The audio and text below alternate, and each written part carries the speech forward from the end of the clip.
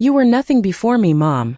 Don't forget that, my son said, raising his glass as if he had just delivered a compliment instead of a verdict on my entire life. The room erupted in polite laughter, the kind that fills expensive spaces where no one wants to be the first to notice something uncomfortable, and I sat there at the edge of a long marble table, my fingers resting lightly on a linen napkin that probably cost more than my weekly groceries, watching the people who now surrounded my son like he had built himself from nothing, like he hadn't once needed me for anything at all. It was Daniel's celebration dinner, held in a private room overlooking downtown Chicago 30 floors above the street, where the city lights looked like scattered gold coins beneath the glass, and everything about the evening screamed success. Tailored suits, crystal glasses, quiet deals being whispered between bites of steak, but all I could hear was that one sentence echoing in my head, calm and sharp, like it had been rehearsed. I smiled because that's what I've always done, because I learned a long time ago that reacting in the moment only gives people something to push against, and I wasn't about to give anyone that satisfaction, not tonight. Daniel didn't look at me again after he said it, not even once, as if I had already been filed away into some irrelevant chapter of his past, and Victoria, sitting beside him in a sleek black dress that seemed designed to draw every eye in the room, leaned in just slightly, her hand resting on his arm in a way that looked supportive to everyone else but felt like a quiet claim of ownership to me, like she was making sure no one forgot who stood beside him now. They talked about the deal like it was a masterpiece, $30 million,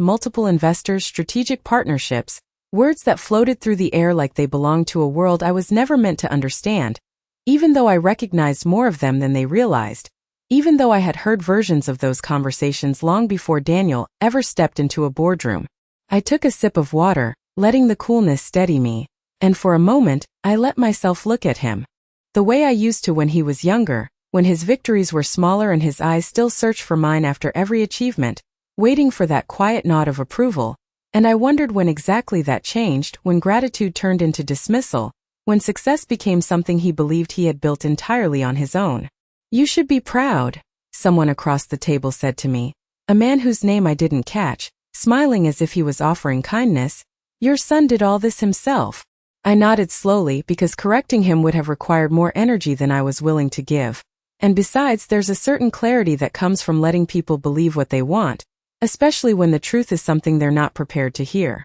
Daniel raised his glass again, thanking his team, his partners, the people who had made this possible. And I listened carefully, not for what he said, but for what he didn't, for the absence that had already been decided long before tonight. And when his speech ended and the applause filled the room once more, I placed my glass back on the table with deliberate calm, my reflection faintly visible in its surface, older than I remembered, quieter than I used to be, but not as invisible as they seemed to think. Had carried the night before, brewing coffee, setting a single cup on the table, and taking my seat across from an empty chair that had long since stopped waiting for anyone else to fill it. I did not turn on the television, I did not reach for my phone right away, because there was something else I needed to sit with first, something that had been quietly present for years but had never demanded my full attention until now, and as I took my first sip of coffee, I let my thoughts move backward, not to the sharp moment of last night, but further, to the earlier days when Daniel was still building something uncertain,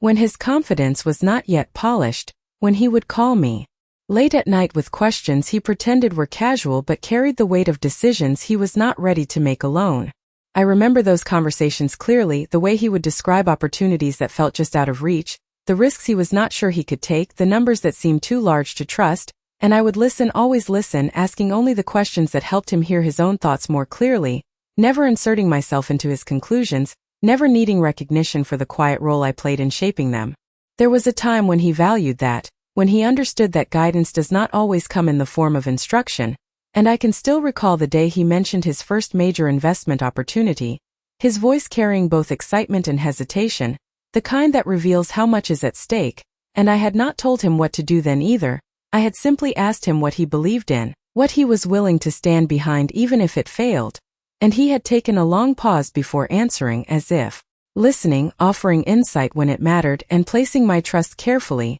not in the deal itself, but in the person I believed he could become if given the right opportunity. Before speaking it, and I leaned slightly against the kitchen counter as I listened, my gaze drifting toward the window again, though I was no longer seeing the street outside but rather the path that had quietly led to this moment without ever announcing itself as something significant at the time. "Margaret," he said, his tone respectful but direct, "I assume you saw the announcement last night." And I allowed a small pause before responding, not because I needed time to understand what he meant, but because I wanted to hear how he would continue if I did not immediately confirm it for him, and sure enough, he did not wait long. "The deal is moving into its final phase," he continued, "and there are some details that require your attention before the next round of documentation is completed." I set my cup down gently, the sound barely audible against the quiet of the room, and I replied with a simple acknowledgement, keeping my voice even, because there was no need to reveal more than that just yet, not when the balance of understanding was already beginning to shift in ways Daniel would not expect. He spoke for several more minutes, outlining timelines, referencing figures that were familiar to me in a way they clearly were not to my son, and I listened without interruption, absorbing not just the information, but the confirmation of what I had already begun to piece together the night before, that the deal being celebrated so loudly in that private room was not as independent as it appeared, that beneath the polished surface of Daniel's success was a structure built on decisions he had never been fully aware of. When the call ended, I remained where I was for a moment, the phone still in my hand, the quiet returning just as it had been before, but now carrying a different weight, not uncertainty but clarity, the kind that settles slowly and does not need to announce itself with urgency. I moved back to the desk in the living room, this time without hesitation, and opened the drawer again, pulling out a single folder and placing it carefully on the surface, my fingers resting on the cover as I considered the years contained within those pages, the signatures, the agreements, the silent contributions that had been made without expectation of acknowledgement,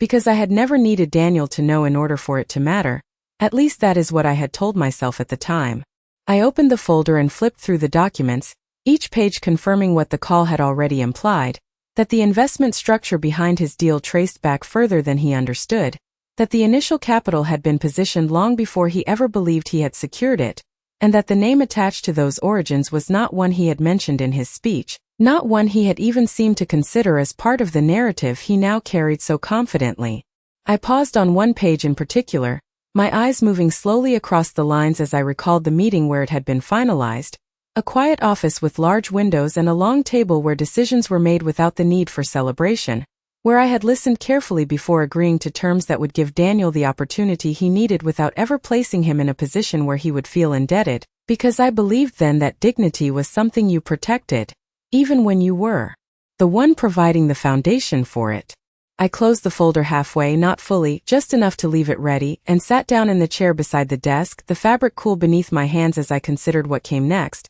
Not in terms of confrontation but in terms of timing, because there is a difference between revealing the truth and allowing someone to discover it at the exact moment it can no longer be ignored. My thoughts moved briefly to Victoria, to the way she had watched the room the night before, attentive in a way that suggested she understood more than Daniel did, her presence always slightly ahead of his, as if she had positioned herself not just beside his success, but within its structure, and I wondered how much she knew, how much she had chosen not to say, and whether her silence had been strategic or simply convenient. I did not need to answer those questions yet, because the documents in front of me held more weight than any assumption, and I knew that when the time came, the truth would not require explanation, it would stand on its own, clear and undeniable. I reached forward and closed the folder completely, aligning it neatly with the edge of the desk, and as I did, I felt a quiet certainty settle into place, not driven by anger or the need to correct what had been said, but by something steadier,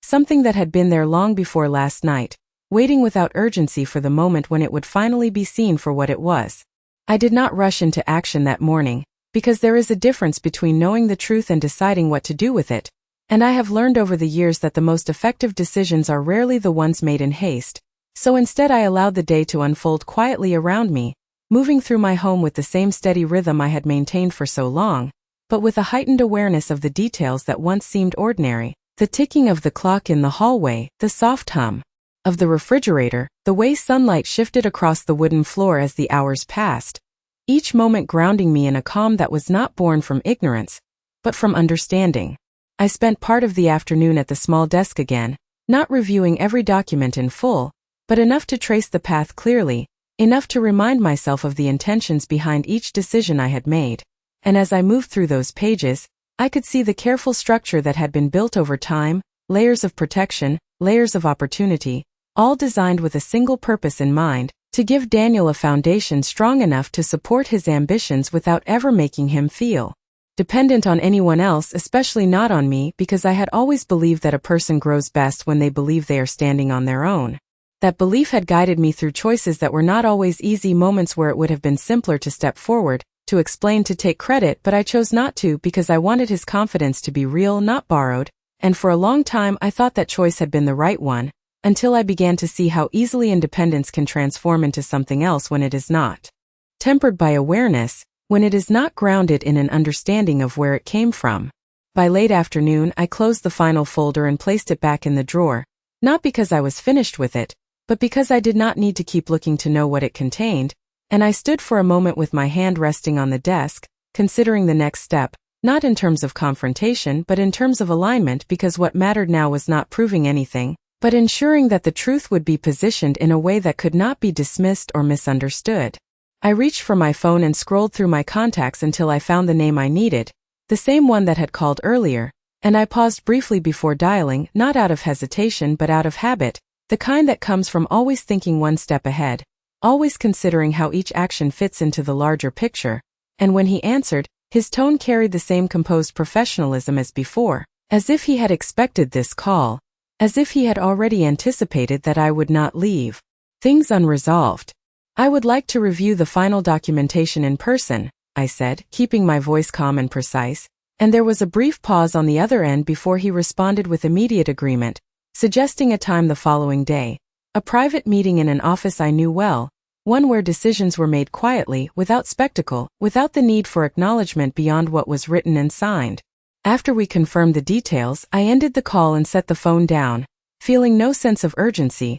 only a steady progression toward something that had already been set in motion long before Daniel stood in that room and declared me irrelevant. As evening approached, I prepared a simple dinner, moving through the motions with practiced ease, and I found myself thinking not about what he had said, but about how he would respond when faced with the full picture, not in speculation but in quiet curiosity, because there is a moment in every story where perception meets reality, and it is not always the moment people expect. I washed the dishes, dried them carefully, and placed them back in their usual spots, the routine grounding me further, reminding me that stability does not come from recognition, but from consistency, from knowing who you are regardless of who acknowledges it. And as I turned off the kitchen light and made my way toward the living room, I glanced once more at the desk, at the drawer that now held more than just paper, but a truth waiting for its moment, and I understood that whatever happened next would not be defined by anger, or by the need to correct a single sentence spoken in a crowded room, but by something far more enduring, something that had been built quietly over years, and was now ready to stand on its own, whether Daniel was prepared to face it or not. The office was exactly as I remembered it, quiet in a way that felt deliberate rather than empty, with large windows overlooking a part of the city that did not need to impress anyone, and I arrived a few minutes early, not because I was anxious, but because I have always believed that time reveals more when you give it space, and I took a seat in the waiting area, my posture relaxed, my hands resting calmly in my lap as I observed the small details around me, the neatly arranged magazines that no one ever seemed to read, the faint scent of polished wood, the low murmur of voices behind closed doors where decisions were already being shaped without any need for announcement. When he stepped out to greet me, his expression carried the same composed professionalism as before, but there was something else beneath it now, something closer to recognition, as if he understood that this meeting was not routine, that it held a weight beyond the documents we were about to review, and he led me into a conference room where the table was already prepared, folders aligned with quiet precision, each one representing a layer of the structure that had been built over time. I took my seat without hesitation, placing my hands lightly on the table as he began to walk through the final details, his voice steady, outlining the progression of the deal, the distribution of equity, the positioning of capital, all the elements that had been presented publicly as part of Daniel's success. But here in this room they were not framed as accomplishments, they were presented as realities, as facts that existed regardless of who chose to acknowledge them. I listened carefully, not because I needed the information, but because I wanted to hear how it was being framed now, how the narrative shifted when it was no longer intended for celebration but for accuracy. And as he moved through the documents, he paused briefly at a particular section, his eyes meeting mine for just a moment before he continued, as if acknowledging something that did not need to be spoken aloud. "There is one final authorization required before the next phase is executed," he said, sliding a document toward me with a measured motion, and I glanced down, my eyes moving across the page, recognizing immediately what it represented, not just a signature, but a decision point, one that would determine whether the structure continued as it had been designed, or whether it shifted in a way that would bring its foundations into full view. I did not reach for the pen right away. Instead, I let the moment settle, my gaze lifting slightly as I considered not the document itself, but the timing of everything surrounding it, the sequence of events that had led from a single sentence spoken in a crowded room to this quiet space where the truth was laid out without distortion. "Has Daniel reviewed this?" I asked, my voice calm, not accusatory, simply precise, and he shook his head slightly, his response measured. "He has reviewed the version presented to him," he said, choosing his words carefully, "but not this level of detail," and I nodded once, understanding exactly what that meant, understanding the difference between perception and reality, between what is shown and what is structured behind the scenes. I allowed a small pause before speaking again, not because I was uncertain, but because I wanted the weight of the moment to remain intact. "Then there is no need to rush this," I said, my tone steady, and I saw a subtle shift in his expression, not surprise but acknowledgement, as if he had expected a decision but not necessarily this one, and I continued, "I would prefer that everything proceed exactly as planned, without any adjustments at this stage." He inclined his head slightly, accepting the instruction without question, because in this room, authority was not something that needed to be asserted, it was something that was understood. The meeting continued for a short while longer, final confirmations, timelines, details that were important but not central to what I had already decided, and when it concluded I stood, gathering my things with the same calm composure I had carried throughout, and as I stepped out of the building, the late morning light felt different, not brighter, not softer, just clearer, as if the outline of everything had sharpened in a way that could no longer be ignored. I did not feel the need to call Daniel, I did not feel the need to explain anything, because explanations are only necessary when someone is ready to hear them, and I knew that moment had not yet arrived, but it would, and when it did, it would not come from words, it would come from something far more difficult to dismiss, something rooted in reality rather than perception. As I walked toward my car, I allowed myself one brief thought, not of what had already been said, but of what was about to unfold, not with urgency but with certainty, because there is a point in every story where the foundation becomes visible, where the structure can no longer hide what supports it, and I understood that Daniel was closer to that point than he realized, even if he still believed he was standing alone. The days that followed moved with a quiet precision that might have seemed uneventful to anyone looking from the outside,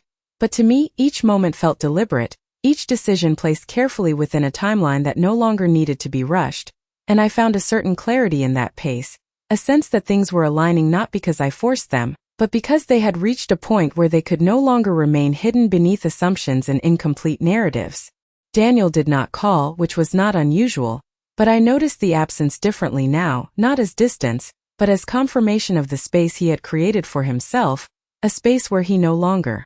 felt the need to reach back, where he believed everything ahead of him belonged solely to his own efforts. And I allowed that belief to remain untouched, because there is a kind of truth that becomes more powerful when it is not challenged too early. Instead, I continued my routine, moving through my home with the same steady rhythm, preparing meals, tending to small tasks, but beneath that surface, my attention remained fixed on the progression of events beyond these walls, on the meetings that were taking place without me, the conversations Daniel was having, the confidence he was building as he stepped further into a deal he believed he fully controlled. I could imagine the way he spoke now, the certainty in his voice, the way he presented his vision to others, unaware of the layers beneath it, unaware of the structure that supported each step he took, and I did not feel the need to interrupt that process, because understanding gained too soon is often dismissed, but understanding that arrives at the right moment cannot be ignored. Midweek, I received a brief message confirming what I had expected. The next phase of the deal would be formalized at a larger event,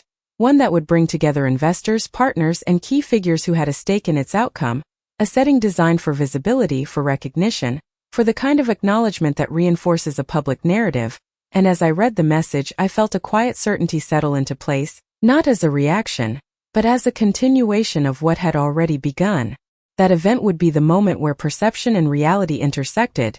not through confrontation, but through presence, through the simple act of being there when the structure revealed itself. I did not respond immediately. Instead I set the phone down and allowed the thought to remain where it was, steady and unchanged, and I moved to the window, looking out at the street as cars passed in a rhythm that felt distant yet consistent, and I considered how often moments like these are overlooked, how often people assume that the most important events are the ones that are announced loudly, when in truth, the ones that matter most are often the quiet turning points, the moments where everything aligns without needing recognition. Later that afternoon I opened the drawer once more, not to review the documents again, but to select what would be needed, a single folder carefully organized, containing only what was essential, nothing excessive, nothing unnecessary, because clarity does not require volume, it requires precision, and I placed it in my bag with the same calm certainty I had carried since the night everything shifted. I thought briefly about Victoria, about the way she observed rather than reacted,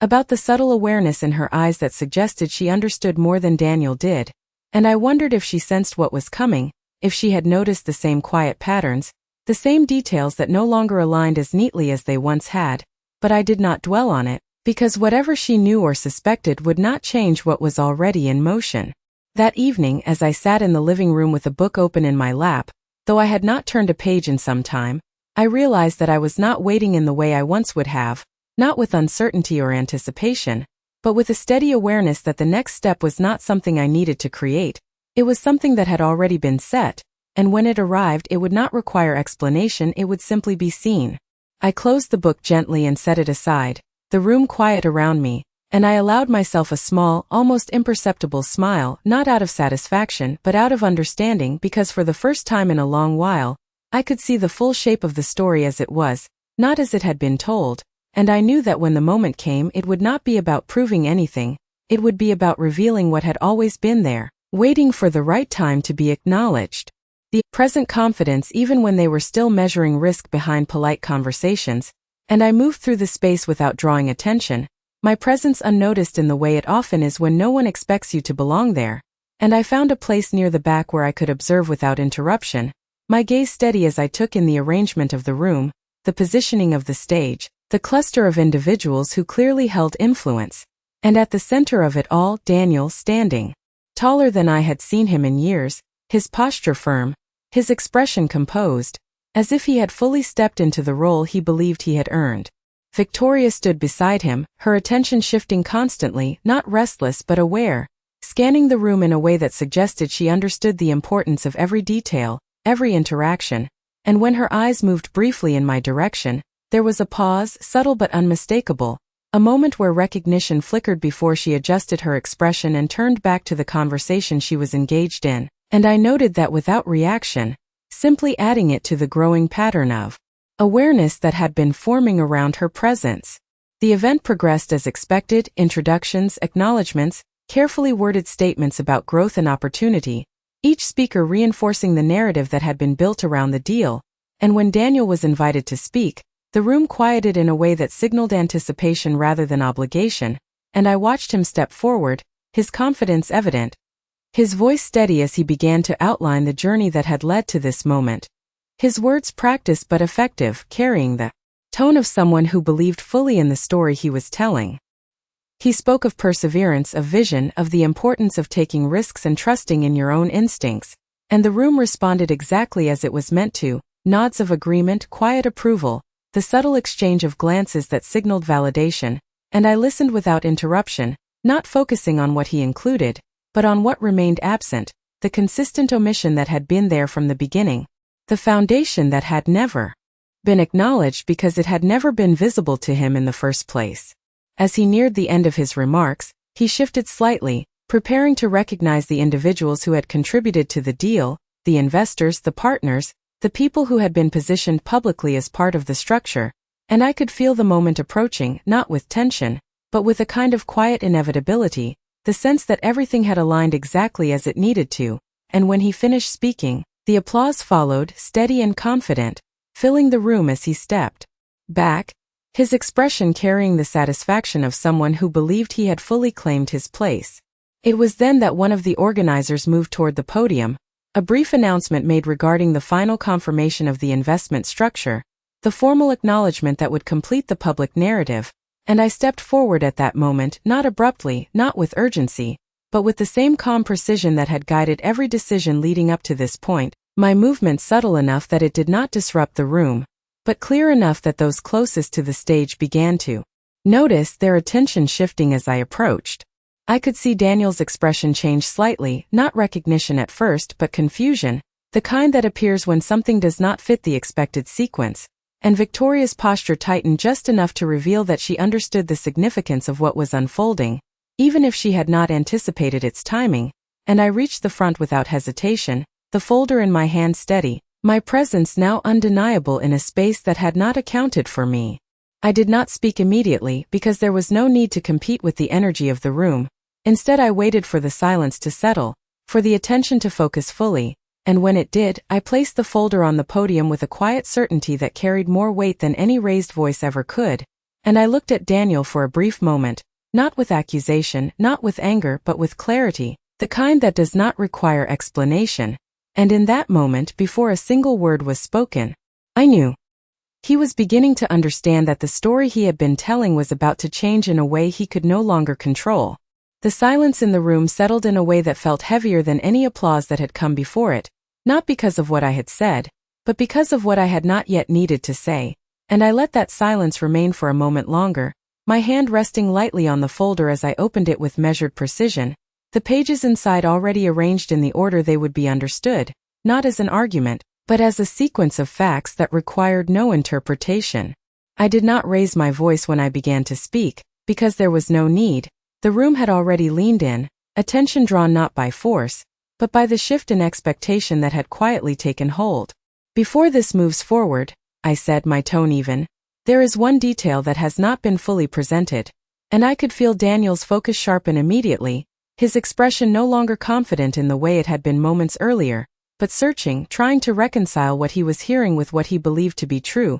and I did not rush to fill that space. I allowed the words to land as they were. I lifted a single document from the folder and placed it on the podium, turning it slightly so it faced outward, not dramatically, not for effect, but simply so it could be seen, and I continued. The foundation of this investment structure was established several years ago, long before this deal was finalized, and the origin of that capital has remained overlooked. And I paused briefly, not to create tension, but because the moment required clarity, not speed. There was a subtle shift among the people closest to the stage, a quiet movement as they leaned in, their attention no longer casual, and I could see Victoria now watching closely, her composure still intact, but her eyes no longer scanning the room, they were fixed, calculating, and I understood then that she had recognized what was happening, even if she had not anticipated it unfolding this way. Daniel stepped slightly forward, his voice lower than before, no longer projecting to the room but directed toward me.